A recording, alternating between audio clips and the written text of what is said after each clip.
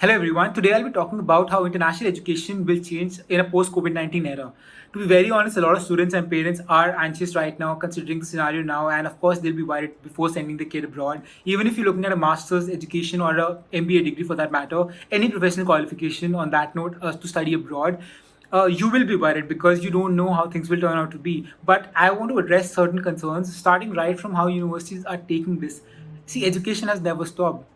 Anything that has happened, even now, there has been a virtual turnover. Everyone has adapted to a virtual education model. I think and nobody could expect that we will do it. Platforms came into the picture. There were around 25 different platforms that were born and have been adopted by universities and schools, not just in India, around the globe. And people have adapted to an online and a virtual world of education. So education, even if the doors are closed right now, but virtually the world hasn't stopped. Education can never stop. We can never stop learning. So that's my answer right there. The international education has been badly hit and affected, but it won't stop. Speaking of the US first, which is one of the most important destinations, especially for Asian kids when we're looking to study abroad, and it's one of the most popular destinations also. But we need to be concerned there because US as a whole has taken a hit, and the universities are still worried about how the government is going to react to the international visas and student visa policy, and how the work permits will be changed because the country needs to secure their employment first because they are badly hit.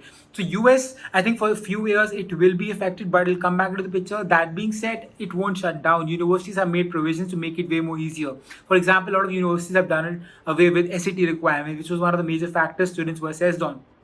So they're making it way more convenient for students to apply to. That being said, scholarships are affected as well. So students who were dependent on financial aid, they might reconsider because the government needs more cash flow into the country. So they definitely need people who can pay the entire fee and not depend on scholarships. So that's US. UK, the only provision they've made for now is that universities have said that they will restrict the number of international students.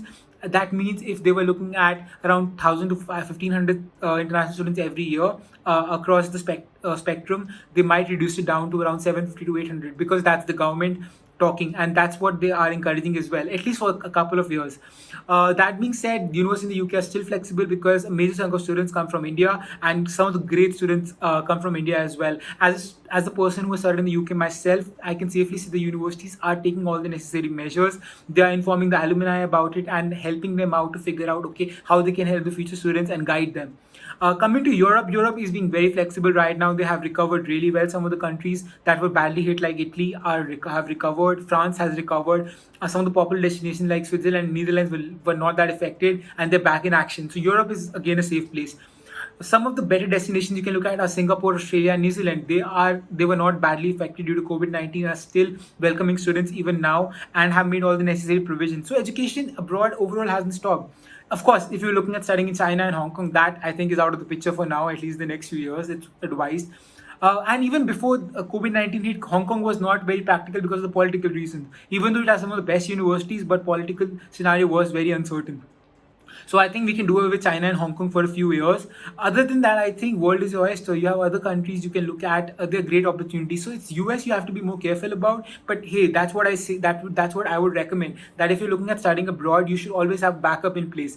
Be it in India or any other country. If US is my goal, I might not necessarily make it there for my undergrad. Then I need to have backup in place. So the only thing is, reasons for having a backup has increased, but having a backup is always viable. It's always better to have 15 universities in hand around the globe and get accepted to 10 of them, and then be like, I'll choose one. But rather apply to 5 and rejected by all 5, you have nothing to do there. Then you cannot do anything at all. So it's better be safe than sorry, right? So international education will change. They will adapt to online models. Universities will take precautions, but education around the world will not stop. Education can never stop. Universities, to begin with, they will have modules online for some time. For example, students going abroad this year in the UK, or let's say if I'm looking at Europe, students are told that they will continue the session right from September, but they will have the first semester online. That's fine. You can go on in January. You save on the living cost for those months. Absolutely. Think about the positives here.